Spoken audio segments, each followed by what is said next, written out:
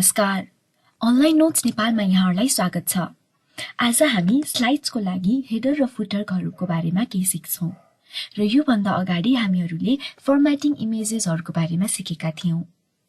यदि तपाईहरूले त्यो भिडियो हेर्नु भएको छैन भने मैले त्यो भिडियोलाई माथिको आई बटनमा पनि राखेको छु। लाउनुहोस् हामी सिक्न सुरु गरौँ। हामीहरूले हेडर राख्नको लागि चाहिँ यहाँ माथिपट्टिको भागमा हामीहरूले डबल क्लिक गर्यौं भने हेडर अटो आफै आउँछ र हामीहरूले यहाँ हामीलाई हेडरमा जे राख्न मन छ हामीहरूले त्यही राख्न सक्छौं। र म चाहिँ अनलाइन नोट्स नेपाल भनेर राख्दै छु र यसलाई हटाउनको लागि मैले यहाँ तल क्लिक गरेपछि यो आफै अटो हट्छ, जस्तो हामीले यहाँ देख्न पनि सक्छौं। हामीले एउटा पेजमा हेडर राख्ने बित्तिकै बाँकीको सबै पेजमा पनि त्यही हेडर आएर बस्छ। र अब यसलाई एडिट गर्नको लागि मैले यसमा डबल क्लिक गरे र हामीहरू इन्सर्टमा जान्छौं र इन्सर्टमा गइसकेपछि हामीहरूले यहाँ हेडरको अप्सन्सबाट हामीहरूले यहाँ एडिट पनि गर्न सक्छौं।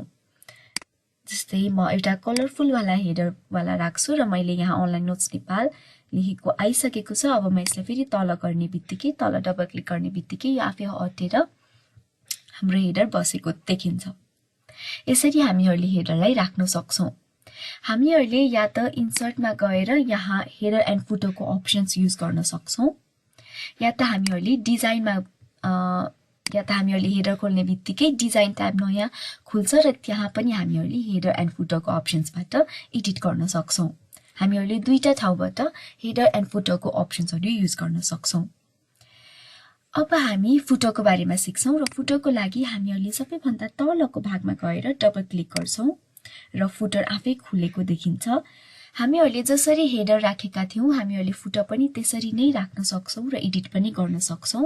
र म यहाँ तल चाहिँ MS वर्ड भनी लेख्छु र यहाँ लेखिसकेपछि मैले माथि डबल क्लिक गर्ने बित्तिकै हाम्रो फुटर चाहिँ अटो बस्छ र हामीहरूले अघि जसरी हामीहरूले माथि हेडरमा एडिट गरेका थियौं हामीहरूले फुटरको लागि पनि त्यसरी नै एडिट गर्न सक्छौं।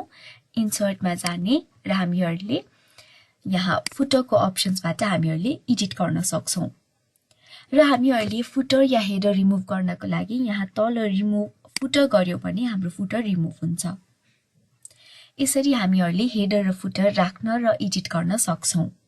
त्यसैगरी हामीहरूले पेज नम्बर राख्नको लागि हामीहरूले इन्सर्टमा गएर हेडर एन्ड फुटरकै ग्रुपमा रहेको पेज नम्बरको अप्सन्सबाट हामीहरूले पेज नम्बर पनि राख्न सक्छौं। हामीहरूले पेज नम्बर टपमा राख्न सक्छौं, बटममा राख्न सक्छौं या त मार्जिनमा राख्न सक्छौं या त हाम्रो कर्सर जहाँ छ त्यहाँ राख्न सक्छौं, यानी कि हाम्रो करेन्ट पोजिसनमा पनि हामीहरूले राख्न सक्छौं। र म चाहिँ अहिले टप अफ द पेजमा राख्छु र टप अफ द पेजमा पनि हामीहरूले कता राख्ने भनेर हामीहरूले चुज गर्न सक्छौं र म चाहिँ लेफ्टमा चुज गर्छु र हाम्रो 1 आएको छ र म यसलाई डबल क्लिक गरेर तल डबल क्लिक गरेर यसलाई हटाउँछु र यसरी हामीहरूले पेज नम्बर्स राख्न सक्छौं। र यसलाई रिमुभ गर्नको लागि हामीहरूले इन्सर्टमा गई यहाँ फेरि पेज नम्बरमा गएर हामीहरूले रिमुभ पेज नम्बर गर्यौं भने त्यो पेज नम्बर हट्छ। यसरी हामीहरूले हेडर र फुटर राख्न सक्छौं र पेज नम्बर पनि राख्न सक्छौं। आशा छ हजुरलाई यो भिडियो मन पर्यो होला। मन पर्यो भने लाइक, कमेन्ट र शेयर गर्न अवश्य नभुल्नु होला। साथै हाम्रो यो च्यानल अनलाइन नोट्स नेपाललाई सब्स्क्राइब गरी हामी सँगै कनेक्टेड रहनु होला र हाम्रो फेसबुक पेज अनलाइन नोट्स नेपाललाई पनि अवश्य लाइक गर्नु होला। धन्यवाद।